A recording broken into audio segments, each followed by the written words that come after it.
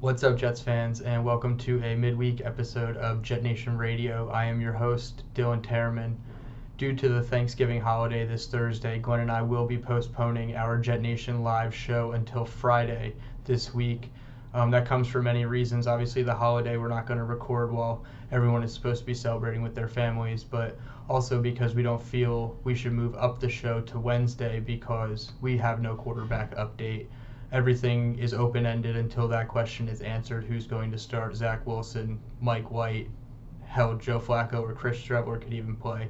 But until we get that answer, I feel like it's not right to go out and put on a full show, including a Bears preview show, which we can't break down the matchup until we know the quarterback. So first and foremost, wanted to say Friday will be our show. Hopefully we do have a quarterback update. We will go if we don't have one, and we will jump on over the weekend if Saturday is the day that we do get the news of who will start for the New York Jets.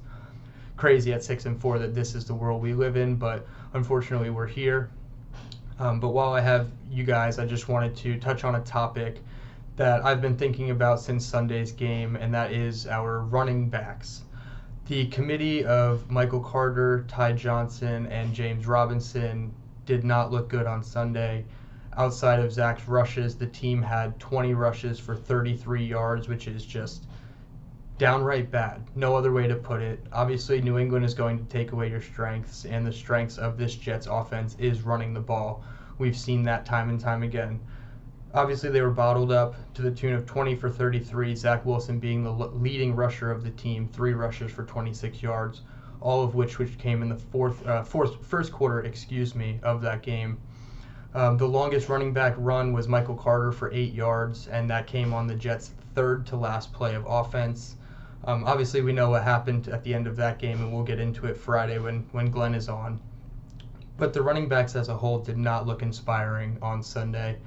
And we had news come out Monday as well as today, Tuesday, when I'm recording, that notable running backs have been cut from their current team. One has cleared waivers and one has yet to clear waivers. And I think they could be interesting targets for the New York Jets, who are making a playoff push. Whether fans want to jump on board or not, that is what is happening. This team is looking to make a playoff push at 6-4. Obviously, they feel like 7-3 would have been a lot better with a win in New England. That's not the case. But to rebound against the Bears upcoming and to get to 7-4 would be a huge uplift for this team. And it's possible that these guys can help. First one was Melvin Gordon. He was cut from the Broncos Monday. He did clear waivers. He's a bit of an older player at 29 years old with a fumbling problem for sure. He has 5 alone in this season, 27 over an 8-season span. So definitely an issue that has plagued his career. But on the flip side, he also has 5 of those 8 seasons where he's rushed for 915 yards or 8 touchdowns. So I'm not saying it's boom or bust with Melvin Gordon. I think you just have to take some good with some bad, and Melvin Gordon has consistently proven that he can, on the ground, be a workhorse. 900 yards and 8 touchdowns, 5 out of 8 seasons is a great stat. So I think Melvin Gordon is somebody they could look at. Obviously, it's a free addition at this point, a waiver claim. They're not giving up any trade assets to go get him like they did with Robinson. So Melvin Gordon could make sense. The second name on the list I have here is Rams running back Darrell Henderson. He's a 4-year player out of Memphis, explosive player. He has, in 2020 and 2021, he has 600 yards rushing and 5 touchdowns or more, and 20 rushes of 10 yards or more in both seasons. So a pretty consistent floor up until this season, when he's only averaging 4 yards per carry, 70 carries, 283 yards, and 3 touchdowns. So obviously his production has dipped. The Rams as a whole have dipped. I believe they're 3-7 or 3-8 on this season. So their season is just about wrapped up in a negative way. So Darrell Henderson actually tweeted out the praying hands emoji on Twitter. It sounds like he's happy to be free of Los Angeles. I know that there was drama between them and another running back, Cam Akers, that ultimately settled on Cam Akers being with the Rams for the rest of the season. Darrell Henderson and the Rams, however, do part ways.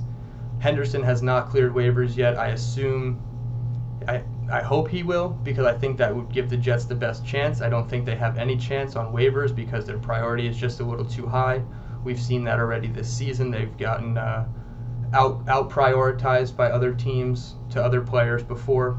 So maybe Darrell Henderson doesn't clear waivers, but if he does, that's somebody I would love the Jets to bring in. Personally, I'm just not a fan of Ty Johnson. Michael Carter can be a workhorse. We saw it in the Buffalo game, I believe was his best game of the season. So we can see the upside of Michael Carter, absolutely. Ty Johnson, not so much. And James Robinson, based off his usage against the Patriots, 7 carries for 10 yards and 0 targets in the pass game. It seems to me like his knee injury is a little bit more concerning than the team is leading on. He's never showed up on the injury report outside of one Saturday, and he admitted that he needed to get his knee drained in order to play in that game.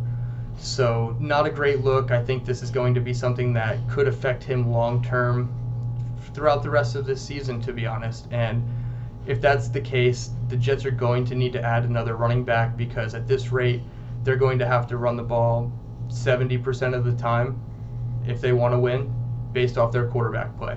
So those are 2 names I wanted to throw out there. Comment in the description below if your thoughts on Henderson, Gordon.